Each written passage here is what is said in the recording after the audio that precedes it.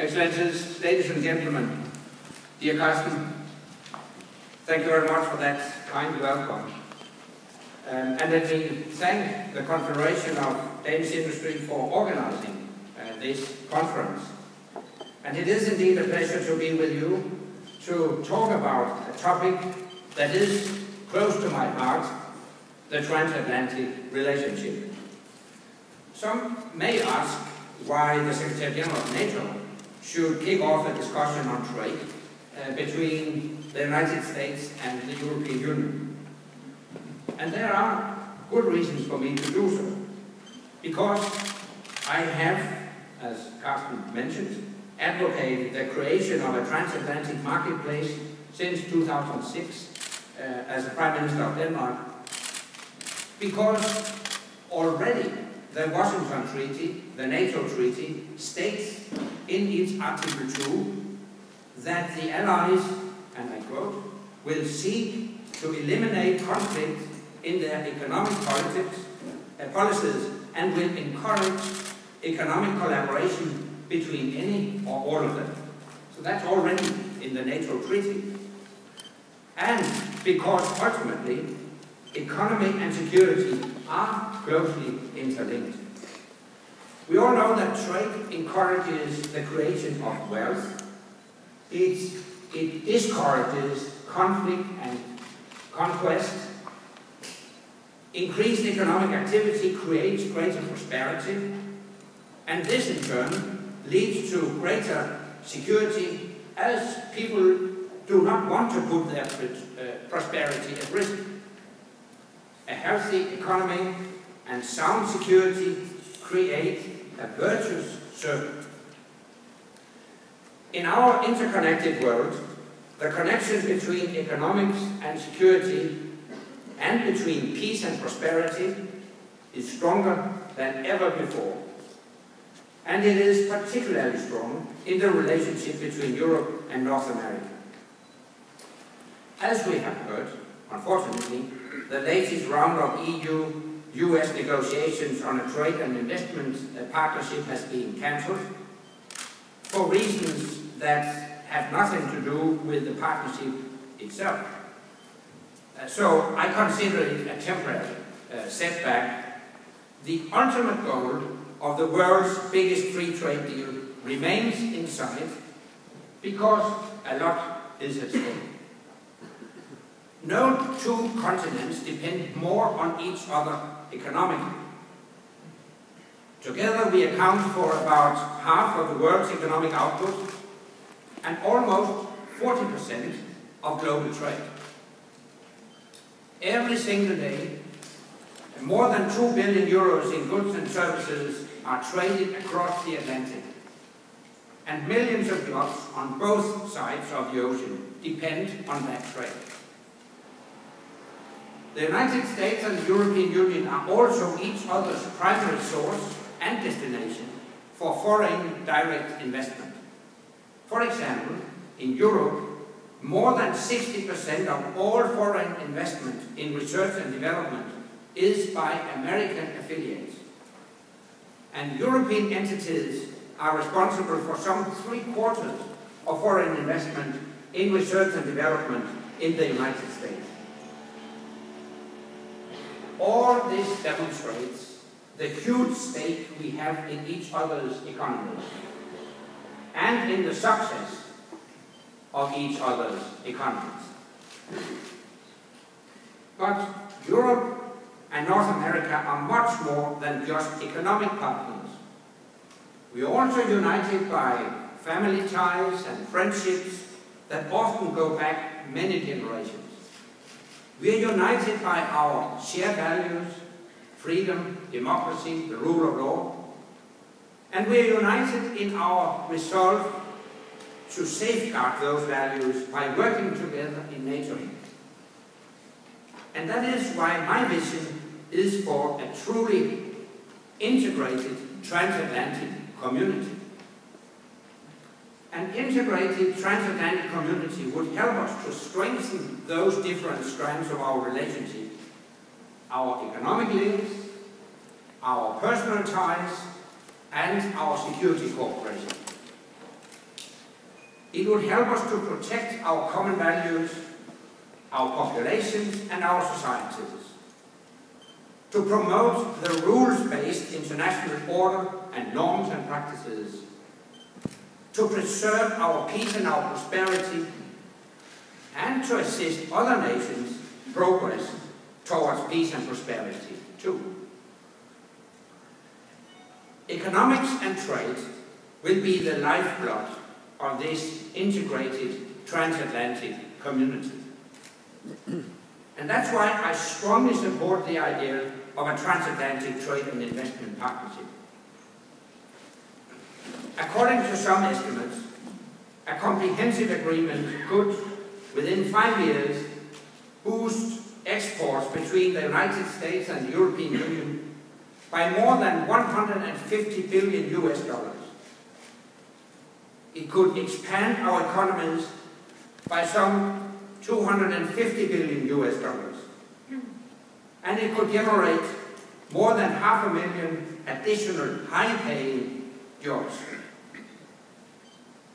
That is a shot in the arm which all our economies could use.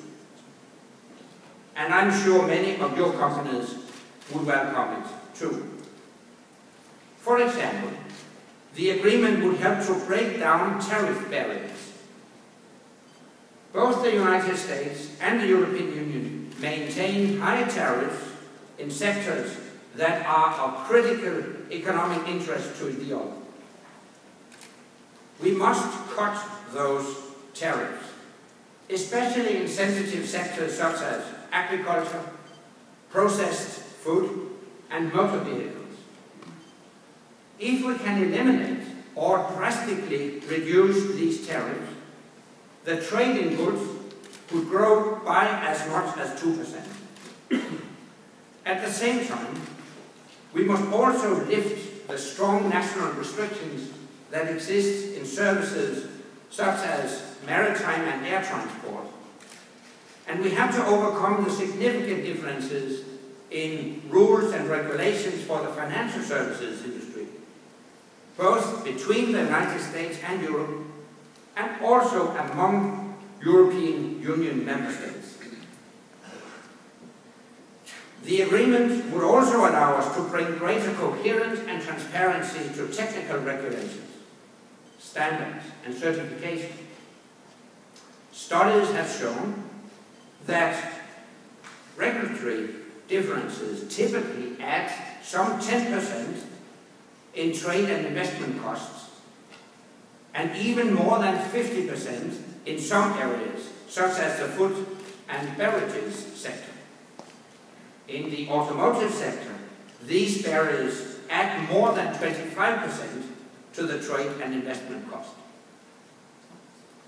They also show that cutting administrative costs, liberalizing trade in services, and opening up public procurement to foreign bidders would generate 80% of the overall potential wealth gains of this proposed trade deal.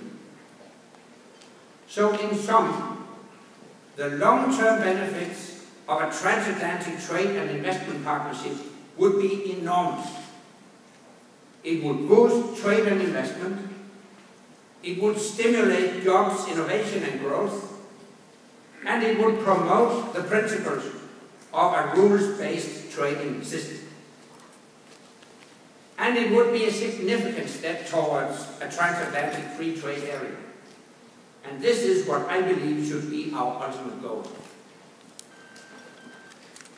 Of course, we are all aware of that there are vested interests and sensitivities over a wide range of issues, such as agricultural subsidies, genetically modified organisms, chlorinated chickens, public health, and sanitary regulations.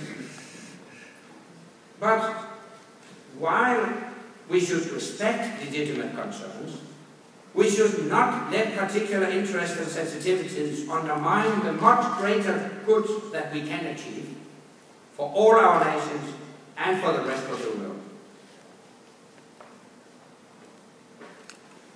Strengthening trade and economic activity across the Atlantic is an important priority. But my vision for an integrated transatlantic community is much broader. It's also about strengthening people-to-people relations and promoting the values and ideals that we all share. I know how much I benefited from traveling to the United States as a young politician some 30 years ago. It gave me a profound understanding of the country and its people. And it created bonds with families, colleagues and institutions that I still cherish today and that continue to help me in my work. I believe that students, academics and artists should all have great opportunities to cross the Atlantic in both directions. A comprehensive program for greater cultural, educational and scientific cooperation will help to strengthen our community of values, and it will also underpin the transatlantic trade and investment partnership. Finally, if we want to create a truly integrated transatlantic community, we must continue to strengthen the third important strand of our transatlantic bond, and that is the security strand. Because security is the foundation for everything that we have and for everything that we hope to achieve. For well over 6 decades, NATO has ensured the security and stability that has allowed all our nations to flourish. With our unique integrated command structure, unrivaled military capabilities, tried and tested forces and procedures, and extensive network of partnerships, NATO is the most successful alliance in the history. But as we all know, nothing comes for free. And security certainly doesn't. That's why it is vital that NATO remains fit for purpose. Not for the sake of war, but for the sake of peace. And that means all allies must continue to invest in NATO, politically, militarily, and financially. And we must all show a fair share of the burden, just as we all share in the benefits. That commitment, too, is a key part of my vision for a truly integrated transatlantic community. Ladies and gentlemen, in a world where we are all connected, the transatlantic relationship remains the most important relationship we have. It is vital for the freedom, security and prosperity of both Europe and North America. The transatlantic trade and investment partnership that is now under discussion is sometimes described as an economic NATO. And I think that's a good comparison. Because the transatlantic trade and investment partnership can bring enormous benefits to all our nations and all our people for generations to come. It can set a new gold standard in economic cooperation, just like NATO has long been the gold standard in security cooperation. And just like NATO, it can be a strong pillar for a truly integrated transatlantic community. To turn that strategic vision into reality will demand imagination and flexibility on both sides of the Atlantic to overcome the inevitable objections and obstacles. These must not be allowed to dim our vision. And that's why the most important step to success will be strong and determined political leadership. It will also require strong support and encouragement from you in business and industry. The stakes are high for all of us, but so is the reward, and I urge you all to help to seize it. Thank you. I will start out asking the Secretary General, I mean, you start talking about this in 2006 in Berkeley. Now we're 2013. Why didn't you accomplish this before? Yeah, that's of course a very good question, and I answered it partly, I would say, in my introduction by referring to some of these more or less technical obstacles. Some of them are, of course, also political obstacles. Disputes across the Atlantic on a number of issues related to health, environment, and other issues. And so far, they have prevented us from making sufficient progress. Now I urge political leaders on both sides of the Atlantic to keep the great vision and try to overcome these more or less, at least more detailed obstacles. I don't underestimate the importance of those obstacles. Of course, the question of chlorinated tippings is a very important issue.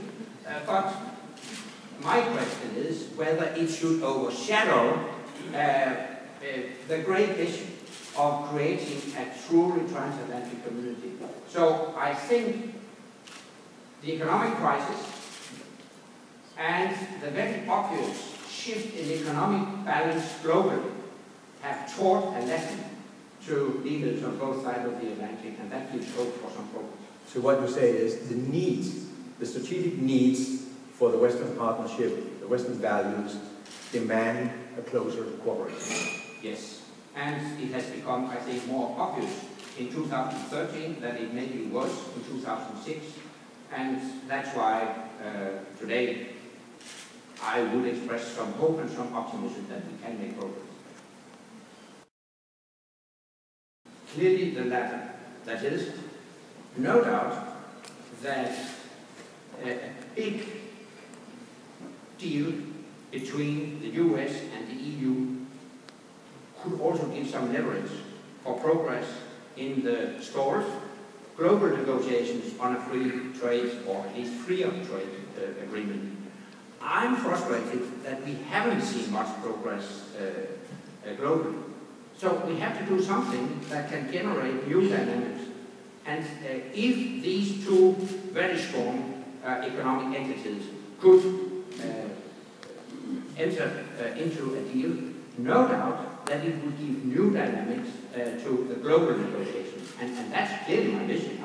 I'm a strong believer in free trade, not only to generate growth, but also to generate peace. So let's work in that direction, but we have to start somewhere, and that could be an EU-US deal that would make it obvious to the rest of the world that it should be followed by a similar global agreement.